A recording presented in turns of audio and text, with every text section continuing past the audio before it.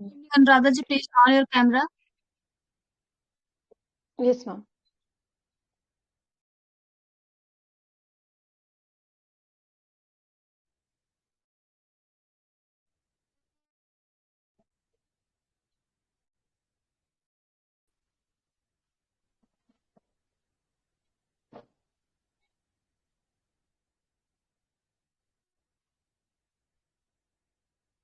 चश्मा भी दूँ।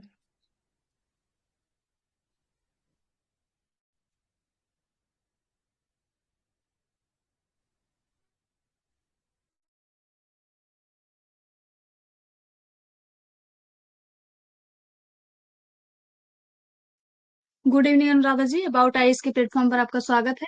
आज आपका मॉक इंटरव्यू शेड्यूल किया गया। हमारे साथ अमित सर है, आपका मॉक लेंगे। आप कंफर्टेबल फील कर रही हैं? जी ma'am. Okay, yes sir, please continue. Good evening. Good evening sir. आपके हॉबीज क्या क्या हैं? सर मेरी हॉबीज हैं recitation of Lord's name. Sorry, दोबारा बोलिए। सर नाम जप करना मेरी हॉबी है ओके सर। ओके। तो ये कहाँ से आपको मतलब इसकी प्रेरणा मिली? सर मेरी सिविल सर्विसेज की प्रिपरेशन के दौरान ही कुछ सेटबैक्स थे, जिसके दौरान ही मैंने यूट्यूब पर कुछ मोटिवेशनल वीडियोस देखी थी, उसी से मुझे प्रेरणा मिली और मैं इसकी प्रैक्टिस करती हूँ, इसके मुझे फायदे भी हुए सर। क्या क्या बेनिफिट्स मिला आपको इससे? Sir it helps me keep calm, mental peace मुझे मिलती है इससे, और सर मैं फोकस्ड भी रह पाती हूँ अपने काम में इससे। इसको चलिए, आपने ग्रेजुएशन में क्या क्या करा होगा? सर मैं ग्रेजुएट हूँ इलेक्ट्रॉनिक्स एंड कम्युनिकेशन इंजीनियरिंग में, और मैंने पोस्ट ग्रेजुएशन किया है इंटरनेशनल एंड एरिया स्टडीज में जामिया मिलिया इस्लामिया यूनिवर्सिटी से। किसमें किया? पोस्ट पीजी किसमें किया आपने? सर इंटरनेशनल एरिया स्टडीज में। वो क्या होता है? सर ये पॉलिटिकल साइंस डिसिप्लिन का ही एक सब डिसिप्लिन होता है, जिसमें हम इंटरनेशनल रिलेशंस भी पढ़ते हैं और एरिया स्पेसिफिक स्टडीज भी होती हैं, जैसे सेंट्रल एशिया हो गया, वेस्ट एशिया हो गया, और south Asia, Asia area specific studies sir. Okay, चलिए यूएस ईरान के बारे में बताइए। Sorry sir. US Iran. USA Iran.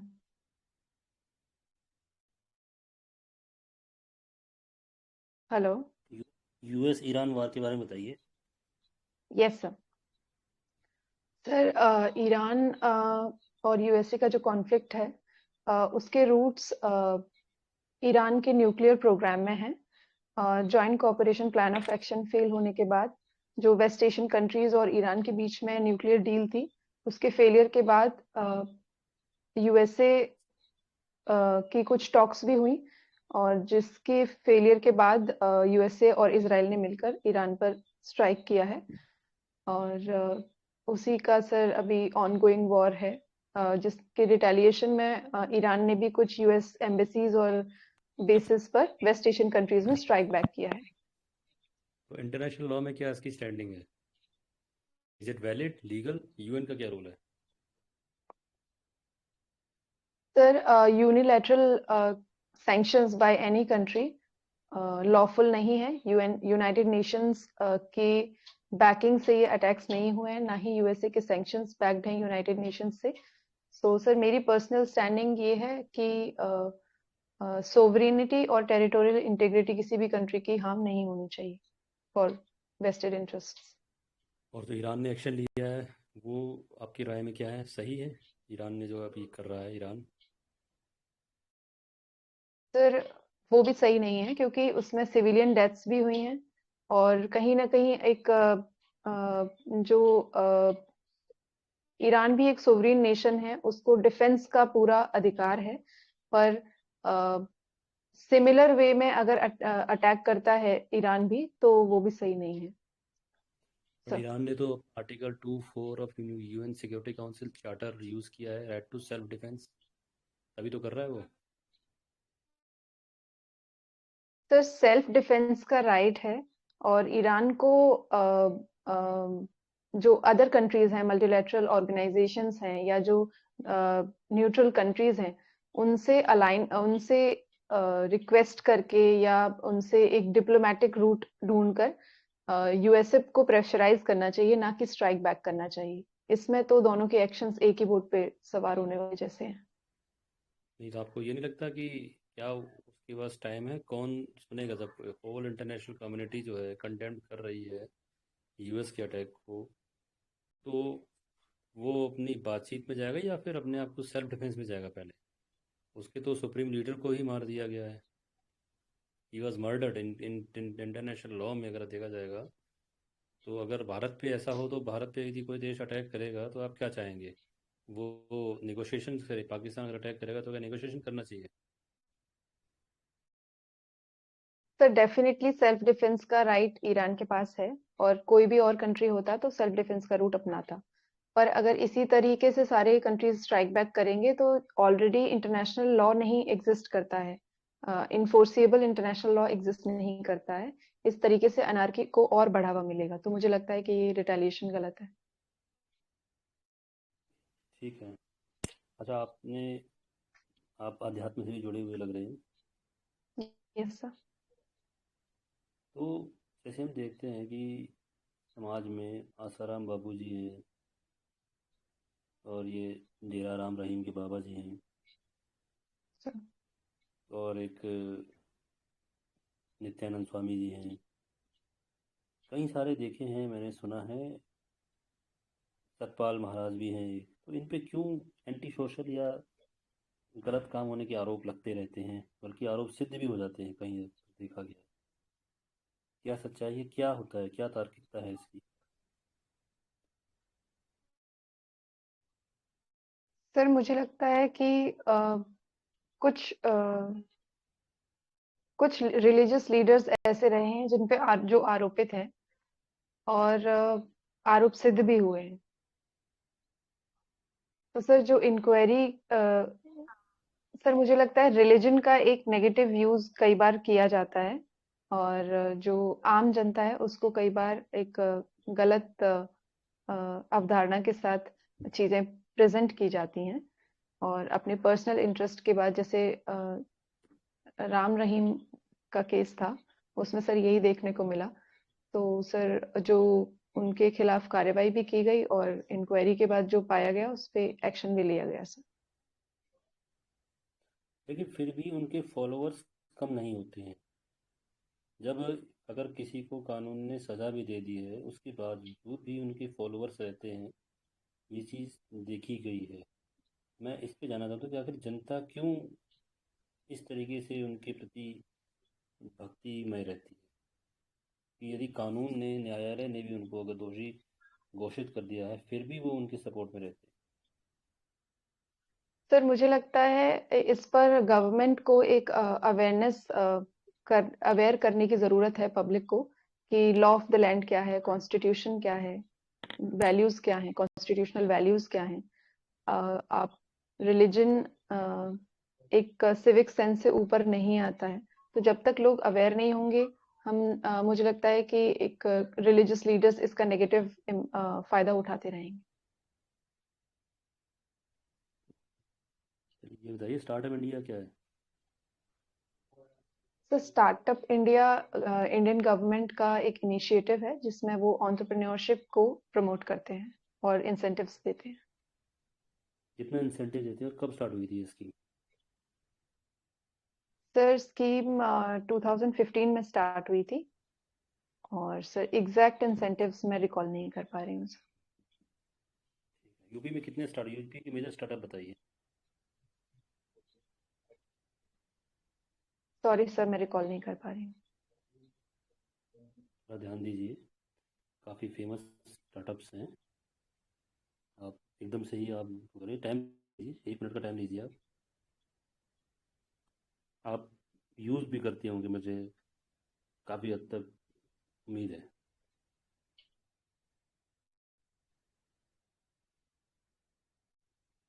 Sorry sir, मैं नहीं याद कर पा रही हूँ। पेटीएम जानते हैं आप? पेटीएम, जी सर। फिजिक्स वाला। Yes sir.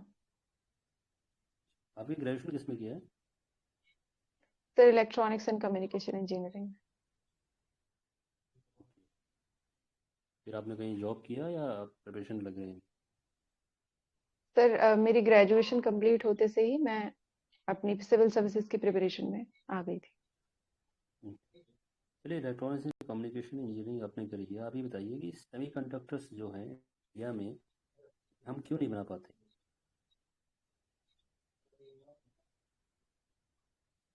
Sir semiconductor materials का जो चिप्स मैन्युफैक्चरिंग होती है उसमें सर वाटर का, सर मैं एग्जैक्ट नहीं याद कर पा रही हूँ, but with your permission I would like to guess sir. जी। Sir with high pressure water का कुछ कंपोनेंट होता है जो कि जिसमें कुछ कंट्रीज ही स्पेशलाइज्ड हैं, तो इस वजह से सर हम नहीं बना पाए, स्पेशली जो दो। एपीआईज। हम्म। एपीआईज सर इसमें चाइना का major, I think 80% of the APIs का production is controlled by China, but I am not able to recall sir. Okay. तो इलेक्ट्रॉनिक्स के क्षेत्र में भारत का क्या रोल है इस समय? भारत की क्या स्टैंडिंग है? सर पिछले कुछ समय में इलेक्ट्रॉनिक्स के क्षेत्र में भारत का सही राह पर आगे बढ़ता हुआ दिखाई दे रहा है। चाहे वो ऑपरेशन सिंदूर हो, वो भी एक इलेक्ट्रॉनिक वॉरफेयर की तरह लड़ा गया था, चाहे वो S-400 का यूज हो या फिर ड्रोन्स का यूज हो। और सर अभी हम सेमीकंडक्टर इंडस्ट्री को भी डेवलप कर रहे हैं, जिसमें यूपी के नोएडा में पर्टिकुलरली इन्वेस्टमेंट्स राइज पर हैं। और हाल ही में माननीय प्रधानमंत्री ने सनद में एक सेमीकंडक्टर फैसिलिटी भी ओपन की है गुजरात में सर। ओके। चलिए, एक चीज़ अब आपसे लास्ट सवाल पूछता हूँ। 1990s में इंडिया जो है टीवीज और काफ़ी इलेक्ट्रॉनिक आइटम एक्सपोर्ट करता था। पता है उसको इस बात का? सॉरी सर, मैं वीडियोकॉन, अवेयर नहीं हूँ इससे related. Videocon, Videocon BP, सुना है सर मैंने। जी Videocon, BPL, sir. Salora, Bose, Murphy, ये ब्रांड्स थे, इनको एक्सपोर्ट करता था। बट आज की डेट में ये सारी सर इंडस्ट्री ख़त्म हो गई है 90s में लिबरलाइजेशन के आने के बाद। तो क्या कारण है? प्रकाश डाल पाएंगे आप कुछ? सर मैं कोशिश समय लेना चाहूंगी सर। जी।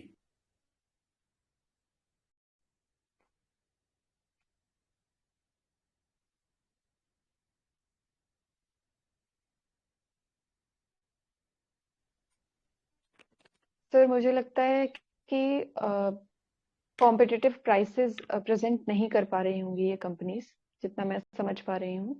फ्री मार्केट, ओपन मार्केट होने की वजह से जो अदर कंट्रीज की इलेक्ट्रॉनिक कंपनीज होंगी, वो एक कॉम्पिटिटिव प्राइस प्रेजेंट कर पा रहे होंगे इंडियन मार्केट के लिए, due to the cutting edge technology there.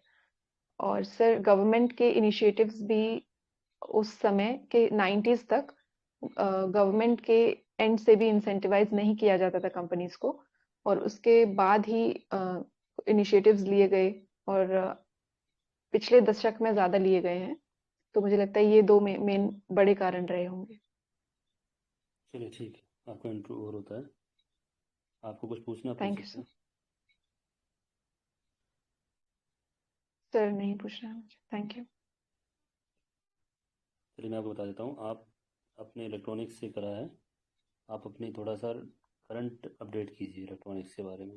आपसे सवाल पूछे जा सकते हैं, इंडिया का क्या यस स्टैंडिंग है, क्या क्या चीज़ें आपको ये बताना चाहिए कि इलेक्ट्रॉनिक्स में इंडिया पीछे क्यों है, सेमी कंडक्टर क्यों नहीं बना पा रही है। ये तो आपका फेवरेट, मतलब आपके डोमेन का है।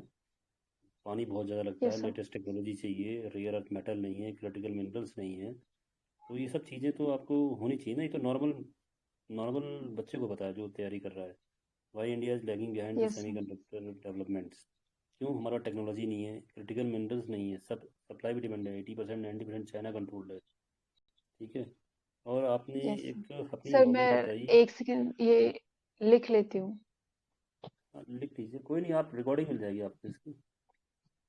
अच्छा सर, ठीक है ठीक है। तो सर। और यस, दूसरी बात ये है कि आपने बताया स्टार्टअप इंडिया 2015 में स्टार्ट हुआ था, तो आप चेक करिएगा एक बार, आई थिंक 2016 में स्टार्ट हुआ था। 16। Yes sir. तो 16 जनवरी 2016, और 16 जनवरी को नेशनल स्टार्टअप डे भी मनाया जाता है। ठीक है। तो एक फैक्ट गलत था, कोशिश कीजिए ना करें। और आपकी एक हॉबी है नाम जप करना, तो ये hobby, yes sir.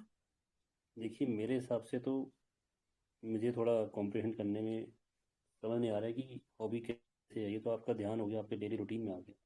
But anyways, अगर आप इसको as a yes hobby sir. कर रही हो तो आप इसमें थोड़ा प्रिपेयर रहिए अच्छे से कि क्यों करते हैं, सर क्या होता है। मैं एक्चुअली वॉलीबॉल भी खेलती हूँ, बट अभी मुझे बेबी हुआ है, 4-5 मंथ्स का है, तो उस वजह से मैं जी। उसको परसू नहीं कर पा रही हूँ एज अ हॉबी वॉलीबॉल को।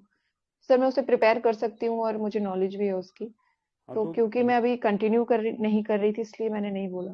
नहीं तो क्या हो गया, 4-5 महीने हैं, 6-7 महीने हैं, that is a different issue ना, आप नहीं कर पा रहे हैं। बट आपकी हॉबी तो थी, आप खेलते थे, बहुत अच्छी बात है। आप अगर आप वॉलीबॉल बताएंगे, इज़ वेरी गुड। मेरे हिसाब से ये पॉजिटिव में काफ़ी अच्छे से जाएगा, और आप बता भी पाएंगे क्या खेलते हैं, कैसे खेलते हैं, यस इंडिया का सर। क्या रोल है। यस ये सब चीज़ आप तैयार करें, सर। इंडिया की क्या टीम है, वुमेन टीम का क्या है, आपने कहाँ तक खेला है। तो आप अगर बीच में बता सकते हैं आप खेलते हो, तो अभी भी बोल सकते हैं कि नहीं अभी मैं, मेरे बेबी हुआ था तो इस चक्कर में मैं 5 है, तो फिर हो सकता है कि आपके डाइवर्ट हो जाए आपकी फैमिली लाइफ, तो ठीक है, वो कोई इशू नहीं है उसके सर अंदर। तो आप बता सकते हैं, इट्स गुड। अगर सर फिर वुमेन, नाम जब रहने देती हूँ मैं। हाँ मतलब मुझे थोड़ा सा ये मेरे पर्सनल है, आप डोंट टेक इट कि मैं ये कह रहा हूँ, मुझे थोड़ा नो सा ये सर, मतलब I am taking the feedback positive. Hmm, तो ठीक है, मैं ये यही कहूँगा। बाकी आप थोड़ा जोश के साथ बोलें, स्माइल करें अच्छे से, that will be good. Yes sir. ठीक है।